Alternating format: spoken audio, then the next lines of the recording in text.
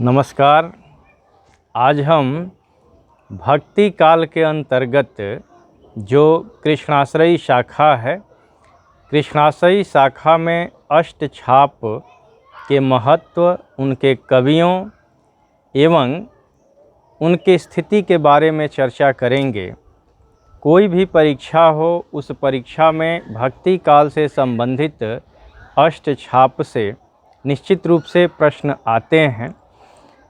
तो अष्टछाप की स्थापना किसने की, कब की, कौन कौन उसमें शामिल है, इन चीज़ों की चर्चा करें तो वल्लभाचार्य ने कृष्ण भक्ति के अजस्र धारा को प्रवाहित करते हुए वृंदावन में उन्होंने श्रीनाथ जी के मंदिर की स्थापना की और श्रीनाथ जी के मंदिर में आठों याम की सेवा के लिए वल्लभाचार्य के पुत्र विट्ठलनाथ ने 1565 ईस्वी में अष्टछाप की स्थापना की, जिसमें उन्होंने अपने पिता वल्लभाचार्य के 4 शिष्यों को लिया और अपने भी 4 शिष्यों को लिया।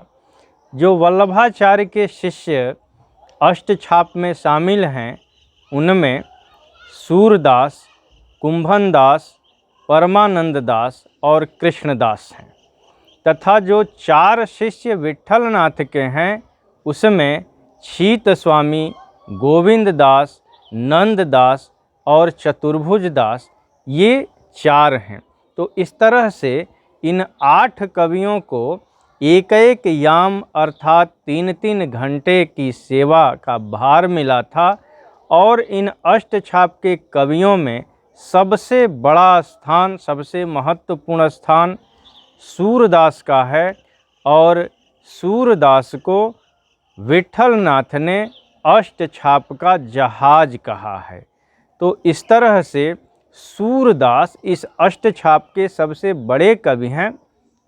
आचार्य रामचंद्र शुक्ल जो हिंदी साहित्य के सर्वश्रेष्ठ इतिहासकार, सर्वश्रेष्ठ आलोचक, उन्होंने लिखा है कि वाह रे अंधे कवि सूरदास, तुमने अपनी बंद आँखों से वह सब कुछ देख लिया जो दुनिया अपनी दोनों खुली आँखों से नहीं देख पाती।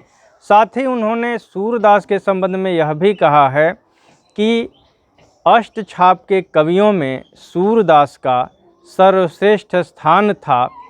उन्होंने लिखा है कि श्री कृष्ण के लीला का गुणगान करने के लिए 8 वीणाएँ उठीं, जिसमें सबसे सुरीली और मधुर झनकार अंधे कवि सूरदास के वीणा की थी। तो इस तरह से यह अष्टछाप के 8 कवियों का परिचय है।